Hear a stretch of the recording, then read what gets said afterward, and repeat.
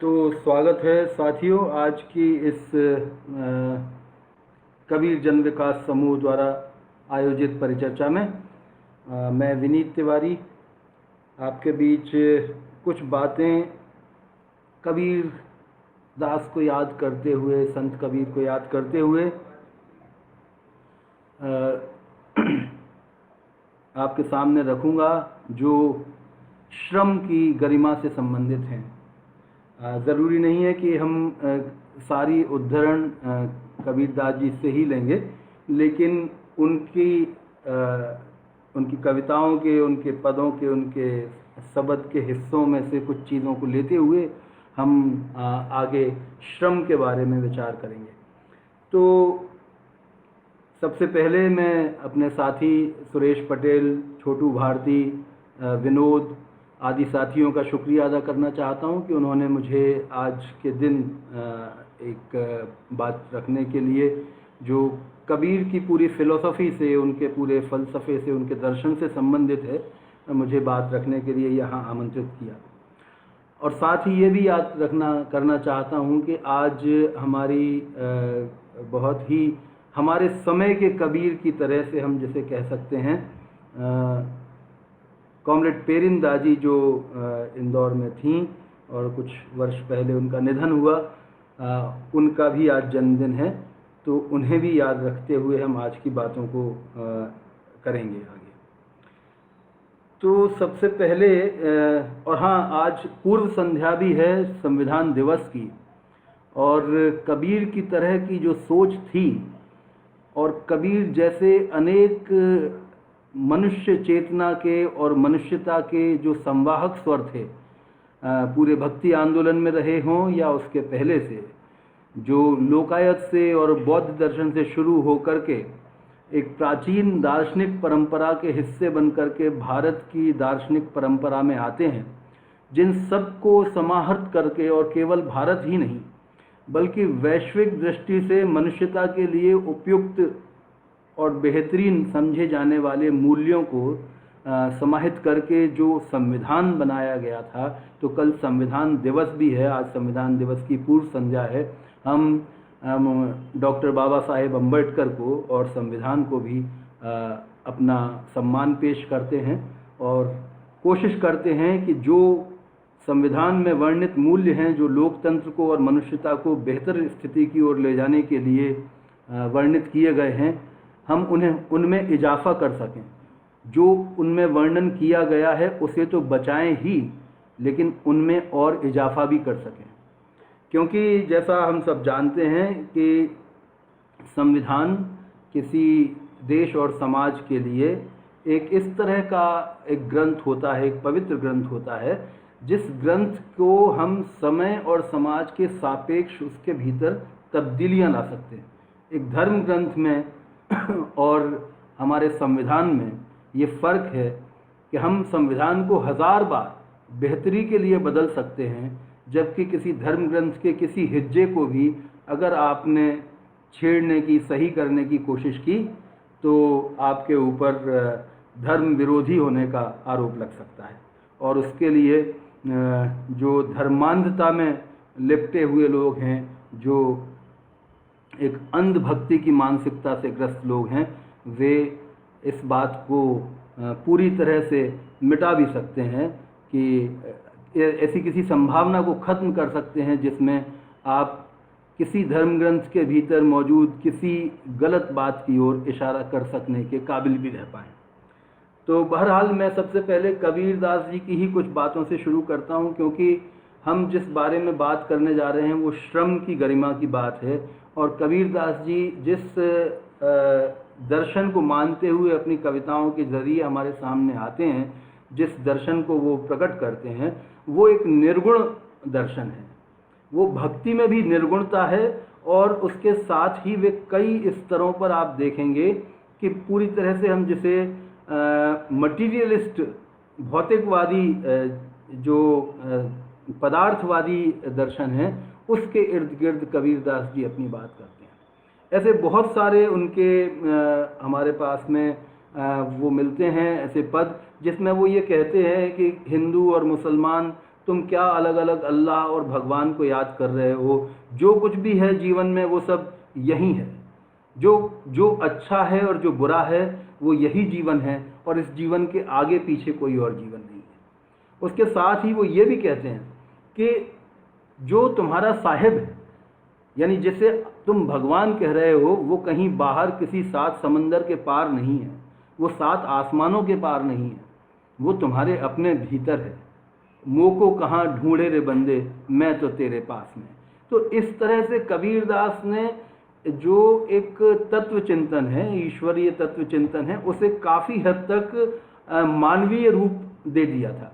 और जहाँ पर उनकी भक्ति काव्य के भीतर रहस्यात्मकता भी दिखती है, वो रहस्यात्मकता एक कविता की सौंदर्य के तौर पर बेशक है, लेकिन उनके जो बिल्कुल सीधे सीधे बिंब हैं। अब जैसे जरा हल्के गाड़ी हाँको मेरे राम गाड़ी वाले, अब ये गाड़ीवान जो है, जो जीवन के चक्के को चला रहा है, जो इस जीवन रूपी रथ को आगे बढ़ा रहा है, वो गाड़ीवान बन गया है और मनुष्य उस पृथ्वी पर उस जीवन के ऊपर सवार। तो ये एक इस तरह का आत्मीयता का रिश्ता वो बनाते हैं। देखिए, हम अभी आज बात करने वाले हैं श्रम की, और अक्सर भारतीय दर्शन के भीतर एक शब्द बहुत प्रमुखता से सुना जाता है, उस शब्द का नाम है कर्म। आप जानते हैं कर्म योग, कर्म दर्शन, कर्म सिद्धांत, इस तरह की अनेक चीज़ों की उल्लेख दर्शन के भीतर आते हैं।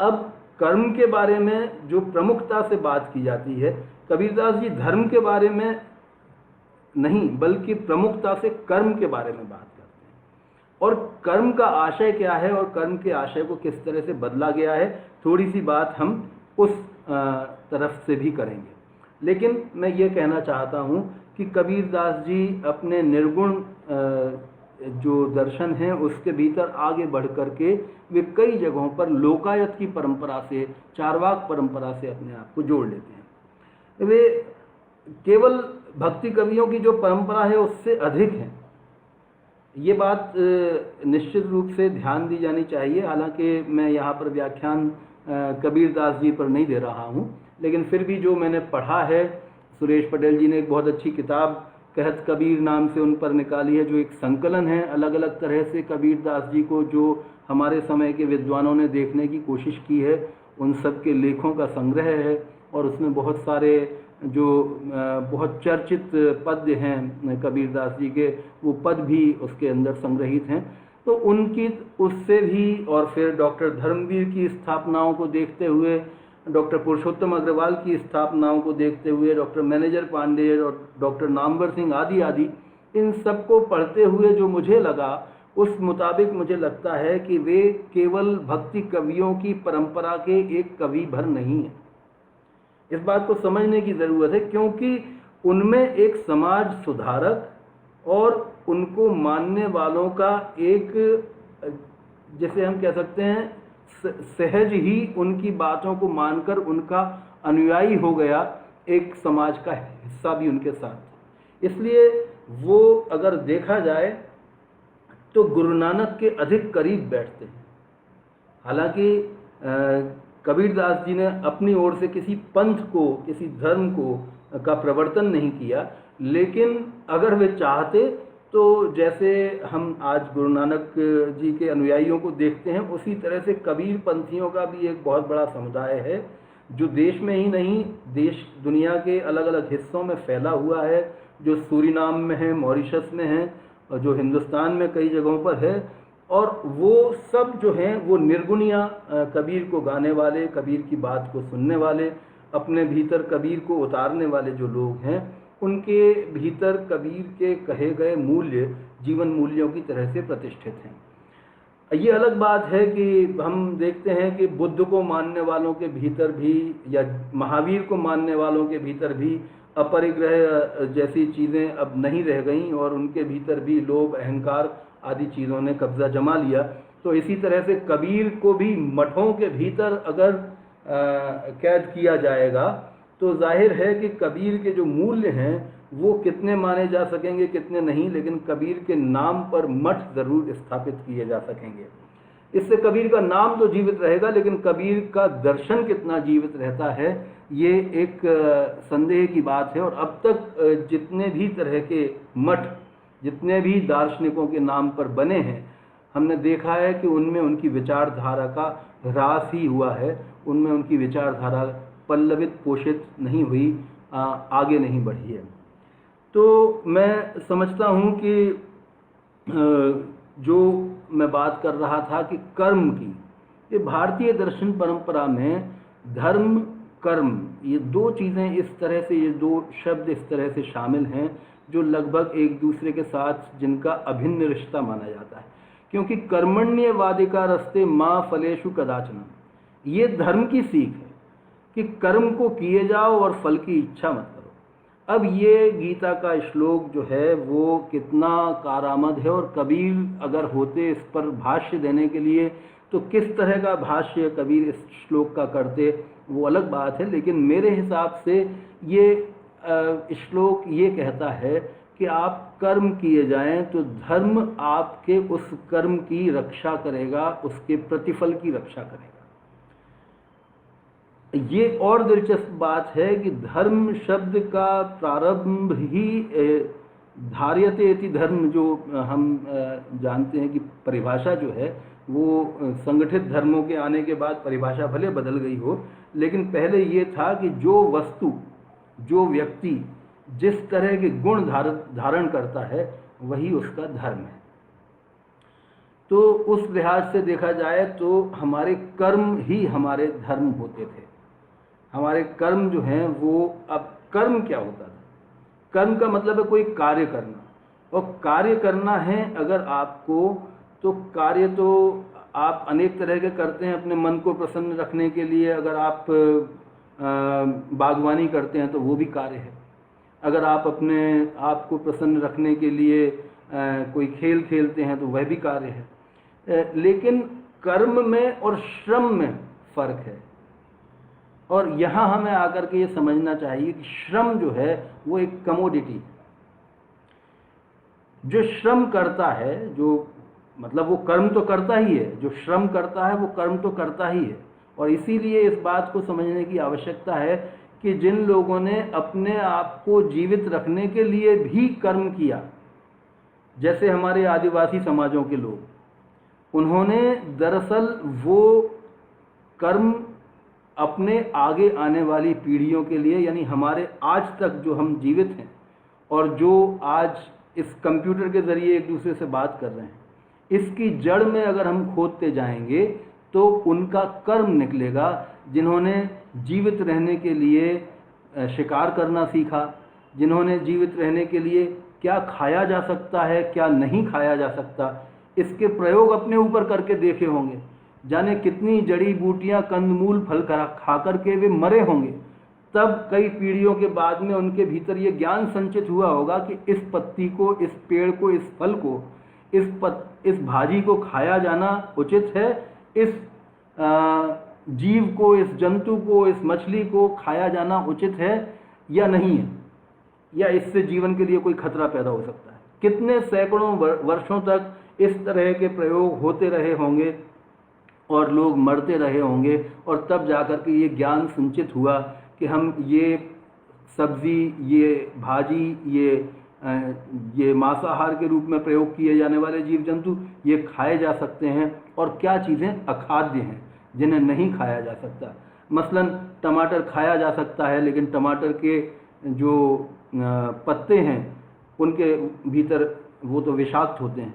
तो ये जानकर के कितनी तरह की चीज़ों से मिलकर के हमारा ये आज का ज्ञान का जो संसार है वो बना है। इस सब में श्रम लगा है। जीवन को आगे चलाने के लिए श्रम बुनियादी तौर से ज़रूरी होता है। अगर श्रम नहीं होगा तो जीवन रुक जाएगा। इस श्रम और कर्म के बीच की जो दुविधा है वो धर्म ने पैदा की। जब धर्म ने कर्म को एक निर्धारित चीज़ मान लिया और किसी भी कर्म का एक निश्चित पहले से प्रारब्ध तय कर दिया गया कि आप ये कर्म करेंगे तो आपको ये मिलेगा, और इसकी कोडिफिकेशन कर दिया गया, इसकी संहिताएं बना दी गई जो धर्म ने की, तो फिर श्रम का अवमूल्यन अलग अलग तरह से होता गया। तो जो श्रम करने वाले थे, चाहे वो मानसिक श्रम करते हों, चाहे वे शारीरिक श्रम करते हों, पहली बात तो इनके बीच में एक विभेद, एक तरह का भेद पैदा कर दिया गया। और दूसरी बात ये कि उसके बाद जो कारीगर थे, दस्तकार थे, जो शरीर से, हाथ से, मेहनत से श्रम करते थे और जो ज्ञान के तकनीक को आगे बढ़ाने का काम करते थे, उन्हें किताबें पढ़ने वालों की तुलना में कमतर समझा गया। ये मैं भारतीय समाज के भीतर की बात कर रहा हूँ। तो हम अगर देखें तो यहाँ तक कि सैनिक का धर्म लड़ना है और इसे अपने इस धर्म का पालन करना चाहिए, ये तक गीता का उपदेश हमें देता है। लेकिन आज हम जो देखते हैं कि एक विवेक संपन्न मनुष्य को, अगर वो सैनिक भी है, तो उसे ये अधिकार होना चाहिए अपनी सरकार से पूछने का कि मैं एक, जिसे आप दुश्मन देश बता रहे हैं, मैं उसे दुश्मन देश क्यों मानूं, और जिसे आप दुश्मन देश की जनता होने के नाते जिस जनता से मुझे नफरत करने के लिए कह रहे हैं, मैं उससे नफरत क्यों करूं। लेकिन ये नहीं, अगर ये आज भी कोई सैनिक करेगा, ये सवाल अपने कमांडिंग ऑफिसर से पूछ लेगा, अपने मेजर से या जनरल से, कर्नल से पूछ लेगा, तो उसके ऊपर अनुशासनात्मक कार्रवाई हो जाएगी। मानवता के पक्ष में अगर आपने एक विवेक संपन्न दृष्टि से सवाल कर दिया, जो कबीरदास ने लगातार किया, ऐसे सवालों को स्थापित परंपराएं और स्थापित मठाधीशों के जो धर्म हैं वो कभी बर्दाश्त नहीं कर पाते, और ये स्थिति हम आज भी देख रहे हैं।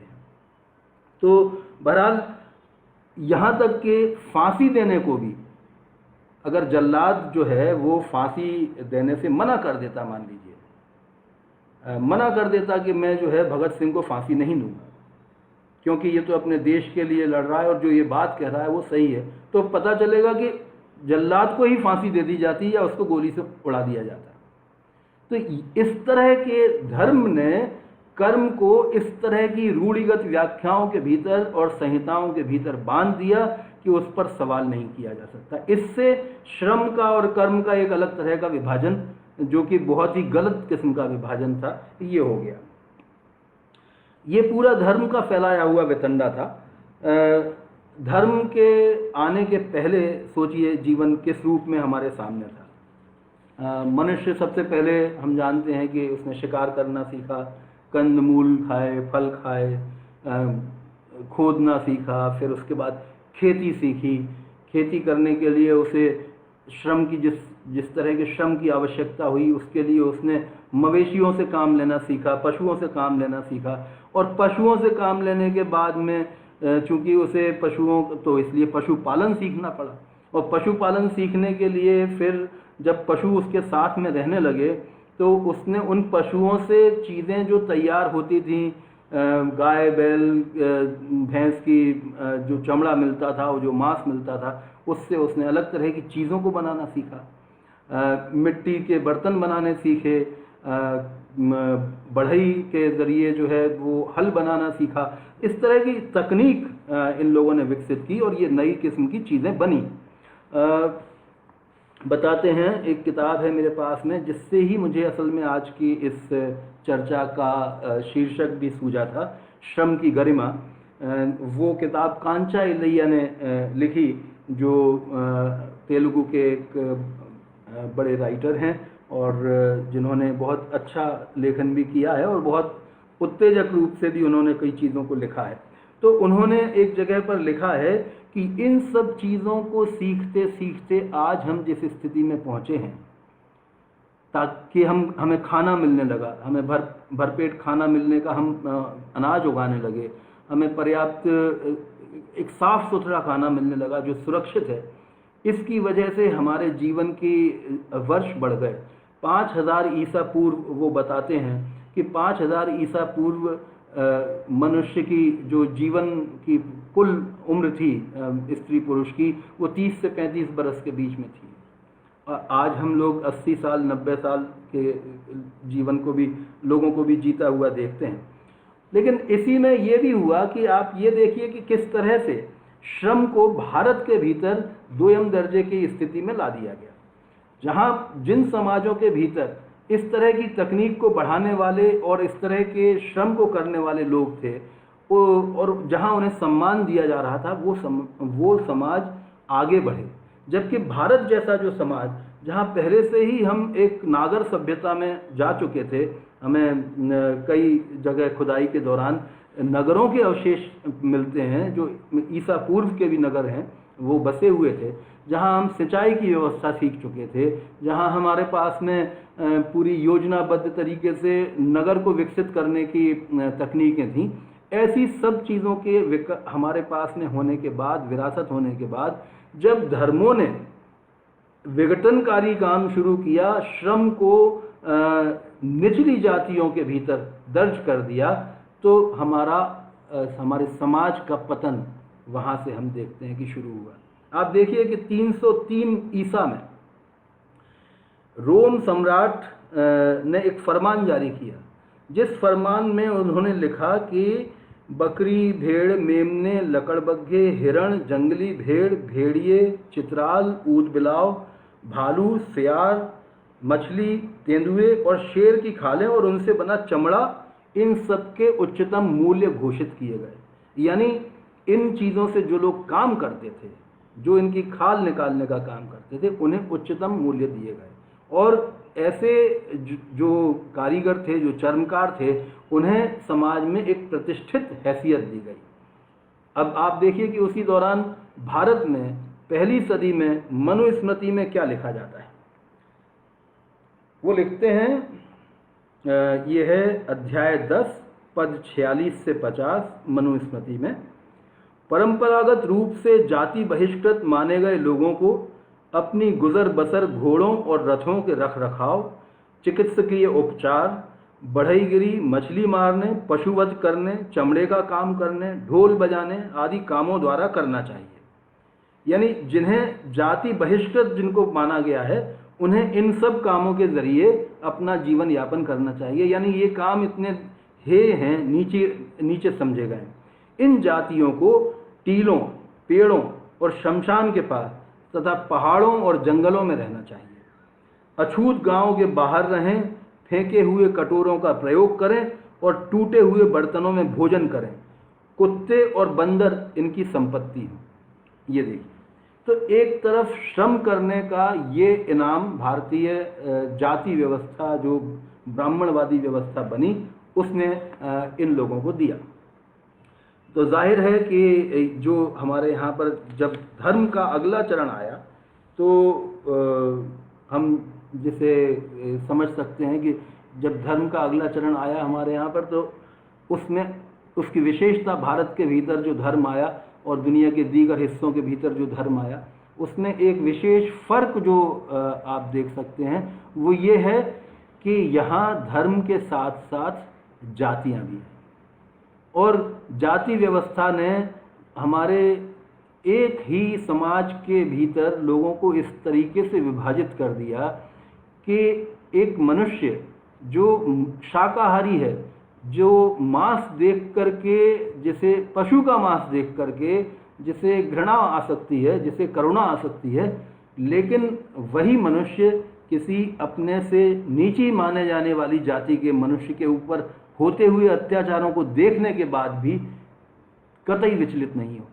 ये हमारी जाति व्यवस्था ने हमारे मानस को, हमारे मन को, हमारे सोच विचार को इस तरह से तैयार किया हमारे समाज में कि हम इस तरह की मानसिकता के साथ भर उठे हैं कि हम अपने साथी मनुष्यों के ऊपर होने वाले अत्याचारों के प्रति भी संवेदनशील बिल्कुल नहीं है, अगर वे हमसे नीची माने वाली जाति के हों।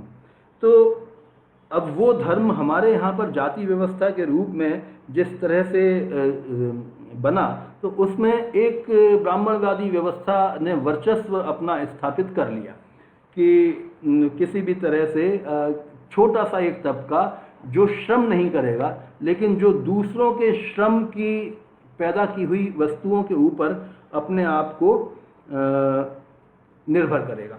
तो ये जो बातें हैं, इन्होंने हमारे समाज को आगे जा कर के और भी अवनति की ओर पहुंचाया।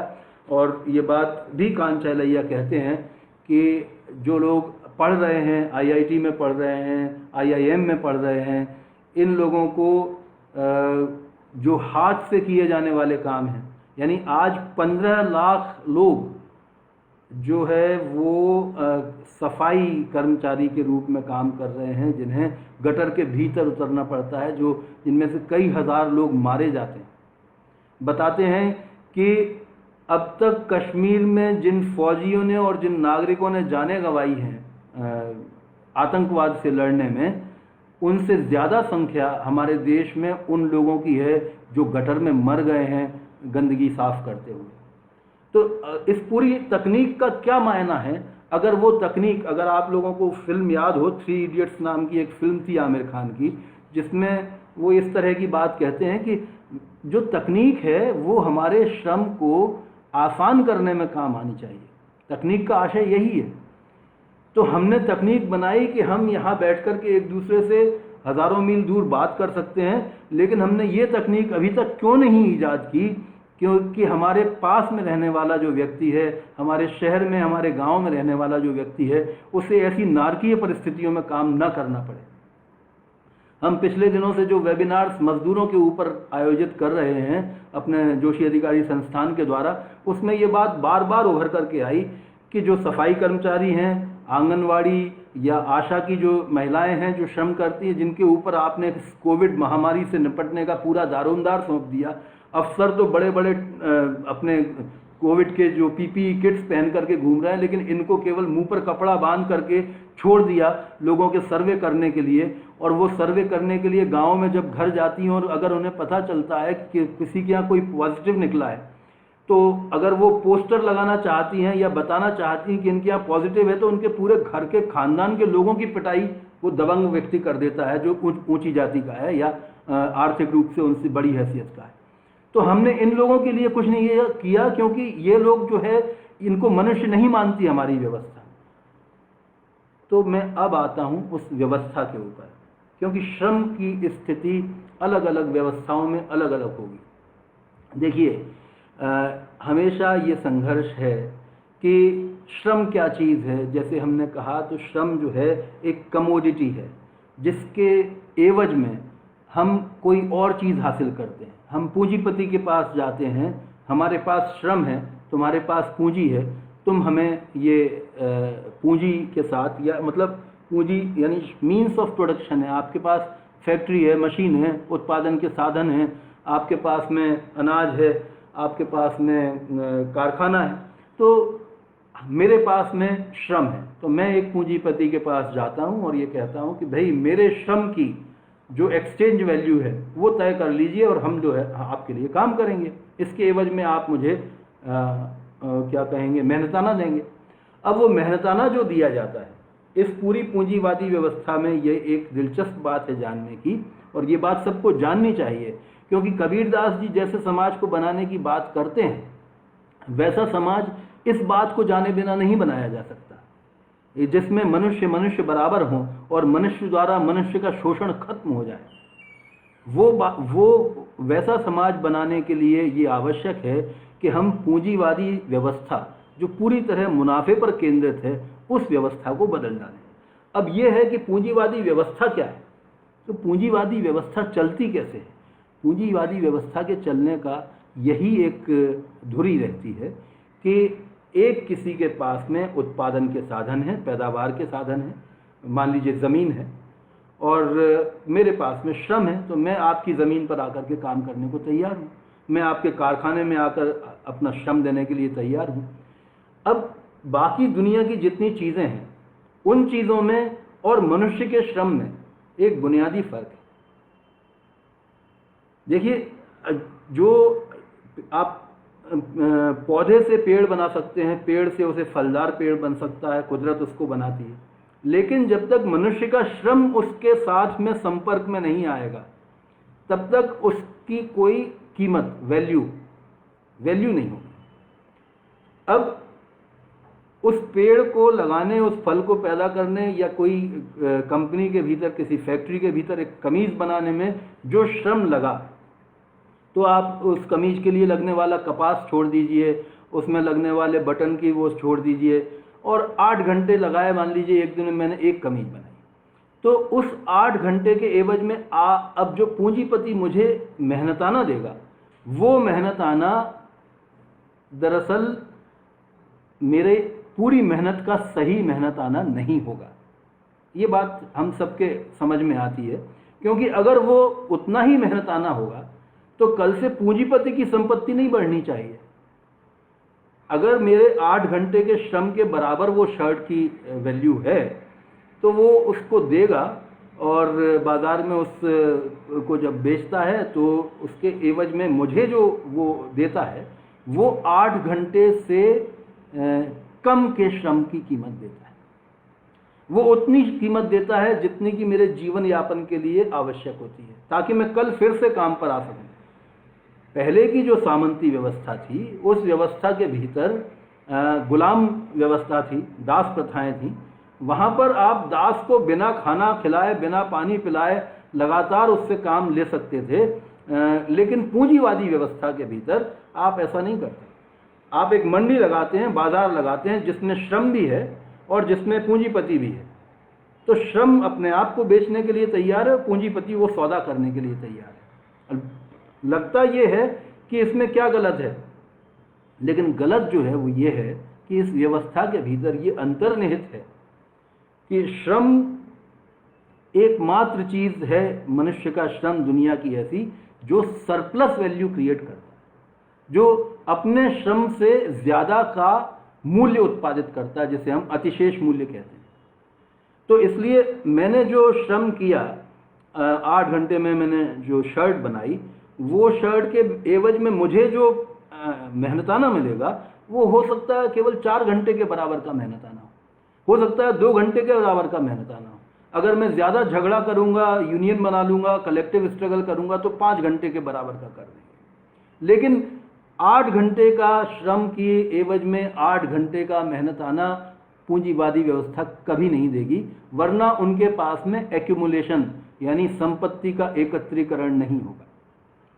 तो इसलिए पूंजीवादी व्यवस्था के भीतर श्रम की गरिमा कभी हो नहीं सकती। आज हम जो बात कर रहे हैं कि कुम्हार हैं, आदिवासी हैं, जिन्होंने हमें श्रम के बुनियादी अर्थ समझाए, उनके श्रम की वजह से आज हम जीवन में यहाँ बैठे हैं। और ये जिस प्लास्टिक और तमाम तरह की चिप्स से जो बनता कचरा है, जिसमें लाखों लोग मरते हैं, जो ये इलेक्ट्रॉनिक कचरा है, इसको भी इकट्ठा करके इसका निपटान करने में भी हजारों लोगों की जान जाती है। इससे भी तमाम किस्म के विषैले पदार्थ निकलते हैं, और ये सब के भीतर लगने वाले श्रम के वजह से हम जीवित हैं, या बाकी के लोग जो हैं वो एक बेहतर जिंदगी जी पाते हैं। लेकिन उन लोगों को जो आपके जीवन को बेहतर बनाने का आधार बनते हैं, उन लोगों के श्रम को कभी इस समाज में सम्मान नहीं मिलता। और वो सम्मान इसीलिए नहीं मिलता क्योंकि पूंजीवादी समाज के भीतर सम्मान पूंजीपति का होगा, पूंजी के मालिक का होगा, श्रम के मालिक का नहीं होगा। इस बात को जब हम समझ जाते हैं तो फिर हमें ये देखना चाहिए कि इस चीज़ को तब्दील करने के लिए, इस व्यवस्था को बदलने के लिए हमें क्या करना चाहिए। तो आप याद कर सकते हैं कि कैसे जब पिछले 2-3 बरस पहले गुजरात के गांव ऊना में, जहां पर के जो जानवरों का चमड़ा, जानवरों को, मरे हुए जानवरों को जो लोग उठा करके ले जाते हैं और फिर उनका चमड़ा साफ करके बनाते हैं, और फिर उनके बचे हुए मांस के अवशेष को धरती में गहरा गड्ढा करके गाड़ते हैं ताकि वो उस रूप में नुकसान न पहुंचाए, उसमें कीड़े मकोड़े न पैदा हो जाएं जो हमारे जीवन को तकलीफ दें। तो ऐसे जो वहाँ पर कुछ अपने आप को सवर्ण कहने वाले, अपने आप को ऊंची जाति का मानने वाले लोगों ने कुछ दलित युवकों को मारा पीटा। जब उन्हें मारा पीटा तो फिर उनका भी विरोध, वो भी आजकल मोबाइल चलाने लगे हैं, और केवल ऐसा नहीं सोच सकते कि ब्राह्मणों ने और क्षत्रियों ने अगर हमें मारा भी है तो हम उनके चरण छूते रहें। तो उन्हें भी गुस्सा आया, तो उन्होंने कहा कि ठीक है, एक आंदोलन की शक्ल उन्होंने ली और उन्होंने कहा कि ठीक है, हम तुम्हारा ये मरे हुए गाय भी तुम ही उठाओ। अगर तुम अपने आप को बड़ी ऊंची जाति का मानते हो कि हम पर तुम्हारा कोई डिपेंडेंस नहीं है, कोई निर्भरता नहीं है, तो तुम जाओ और इन जानवरों का मांस भी तुम ही उठाओ, तुम ही साफ करो गाँव में से, ये मरी हुई गायें भी तुम उठाओ। तो वहाँ पर आपको पता है कि ज़बरदस्त किस्म से जब वहाँ पर दुर्गंध फैलने लगी गांव में, और फिर कई और दलितों को मारा गया, ज़बरदस्ती की गई कि उनको उनसे उठवा करके फेंकवाया जाए, लेकिन लोग डटे रहे और एक आंदोलन का स्वरूप ले लिया। तो जब वो आंदोलन बना तो लोगों को अपनी ताकत का एहसास हुआ। हालांकि उस आंदोलन को तोड़ने की जो अपने आप को ऊंची जातियों का अगुआ समझते हैं, उन्होंने भी कोशिश की, और उनके प्रतिनिधि जो सरकारों में बैठे हुए हैं उन्होंने भी कोशिश की, और उनके ही प्रतिनिधि पुलिसों में भी बड़े अधिकारी बनकर के बैठते हैं। तो ये भी एक बात है। और जिस तरह से हम देखते हैं कि जो आपके आजकल ख़ास तौर से पिछले 15-20 वर्षों में तमाम तरह के जो सांप्रदायिक दंगे होने लगे हैं, ये इसके कुछ निशान तो हमको पहले से कबीरदास जी के पदों के भीतर भी मिलते हैं, क्योंकि उन्होंने हिंदू और मुसलमान के भीतर जो एक ईगो था, अहम का टकराव था, उसकी तरफ कई बार इशारा किया है, अपने अनेक पदों के भीतर इशारा किया है। जैसे उनका एक पद है, और वो इसीलिए बड़ा महत्वपूर्ण है क्योंकि वो पदार्थवादी जो उनका दर्शन है, वो इन दोनों ही किस्म के दर्शनों को, इन दोनों ही किस्म के धर्मों के जो बड़े अपने आप को रहनुमा समझते हैं, उनको चैलेंज करता है, उनको चुनौती देता है, और आम इंसान को बिल्कुल पूरी तरह समझ में आता है। तो मैं उनके 2 पद आपको बताता हूँ। ना जाने तेरा साहब कैसा है, मुल्ला होकर बांग जो देवे, क्या तेरा साहब बहरा है। कीड़ी के पग नेवर बाजे, यानी चींटी के पग में अगर घुंघरू भी बजे हो तो भी साहब सुनता है। तो साहब तो वो है जो उस आवाज़ को भी सुनता है जो बिल्कुल अनसुनी रह जाए। तो तू क्यों अपना बांग दे रहा है और घंटे बजा रहा है। माला फेरी तिलक लगाया, लंबी जटा बढ़ाता है, अंतर तेरे कुफर कटारी, यों नहीं साहब मिलता है। तो कबीरदास इस तरह की बात को कहकर के बड़े सामान्य तरीके से उन्होंने एक बात कही। और इसी तरह जाति व्यवस्था के लिए ये क्यों कबीर हम सब के लिए वरेण्य है, क्यों कबीर ऐसे सभी लोगों के लिए वरेण्य हैं जो शोषण आधारित समाज को खत्म करना चाहते हैं, जो जाति व्यवस्था में बटे हुए समाज को, धर्मों के आधार पर बटे हुए समाज को खत्म करना चाहते हैं। वो कहते हैं, जो तू करता वर्ण विचारा, जन्मत 3 दंड अनुसारा, जन्मत शूद्र मुए पुनि शूद्रा, कृतम जनेऊ घाली जग धंधा। जो तू ब्राह्मण ब्राह्मणी को जाया, और राह ते काहे ना आया। जो तू तुरक तुरकनी को जाया, पेट ही काहे न सुन्नति कराया। मतलब जो तू ब्राह्मण और ब्राह्मणी से पैदा हुआ है तो किसी और रास्ते से क्यों नहीं आया। और जो तू तुरक तुरकनी से पैदा हुआ है यानी मुस्लिम है, तो पेट के अंदर ही सुन्नत क्यों नहीं करवा ली।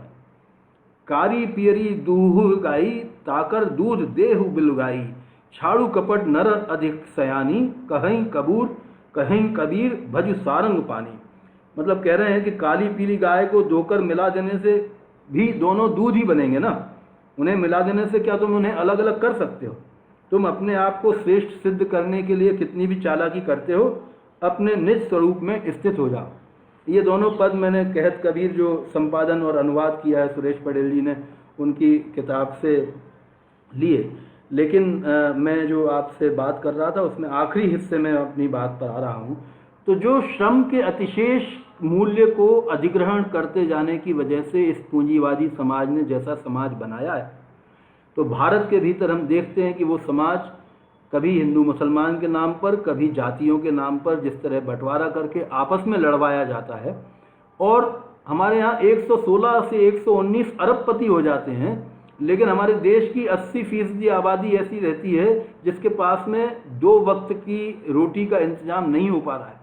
खासतौर से ग्रामीण क्षेत्र के भीतर तो अगर हम देखें तो अंतर्राष्ट्रीय गरीबी की रेखा के मापदंडों के अनुसार 95% आबादी गरीबी की रेखा के नीचे रह रही है। ऐसी स्थिति में जहां एक तरफ अमीरी का जगमगाता द्वीप बन रहा है और दूसरी तरफ गरीबी का महासागर फैलता जा रहा है, अंधेरे से भरा हुआ, वहां हम वैश्विक स्तर पर भी इसी तरह की स्थितियां हैं। देखिए, कहीं पर जाति नहीं होगी तो वहां धर्मों के भीतर ही संप्रदाय होंगे। तो ईसाइयों के भीतर कैथोलिक प्रोटेस्टेंट्स के अंदर उस तरह के झगड़े होंगे। तो जहाँ पर रेसिज्म है वहाँ पर ब्लैक और वाइट के भीतर के झगड़े हैं। जहाँ इस्लामिक देश हैं वहाँ शिया सुन्नियों के भीतर और तरह तरह के क्षेत्रीयतावाद के ऊपर, भाषाई भिन्नता के ऊपर तरह तरह के झगड़े क्रिएट करने की कोशिश की जाती है। जबकि कबीर क्या कह रहे हैं, मनुष्यता के बीच में इन सबको पुल की तरह इस्तेमाल किया जाना चाहिए। और इन सबको पुल की तरह इस्तेमाल करते हुए एक अगर अच्छा समाज हमें बनाना है तो ये ज़रूरी है कि हम पूंजीवादी व्यवस्था से बाहर निकलें। और इसलिए मैं आज जब ये बात आपके बीच में रख रहा हूँ तो इस बात का मुझे एहसास है कि कल जो 26 नवंबर की तारीख है, कल संविधान दिवस होने के साथ साथ देश के श्रमिक बड़े पैमाने पर शोषणकारी नीतियों के खिलाफ सड़कों पर उतरेंगे। हम सबको, जो पढ़ने का श्रम करते हैं, जो मानसिक श्रम करते हैं, जो शारीरिक श्रम करते हैं, जो कंप्यूटर चलाने का श्रम करते हैं, किताब पढ़ने का श्रम करते हैं, उन सबको, उन श्रमिकों की उस लड़ाई में, क्योंकि वो लड़ाई उनकी अकेले की लड़ाई नहीं है, इस समाज को श्रम के हक में बदलने की है। अगर श्रम को गरिमा नहीं दी जाएगी तो पूंजी इस समाज को, मनुष्य को जीने के लायक इस धरती को नहीं छोड़ने वाली है। मैं अपनी बात को बस यहीं पर रोकूंगा। शुक्रिया बहुत बहुत।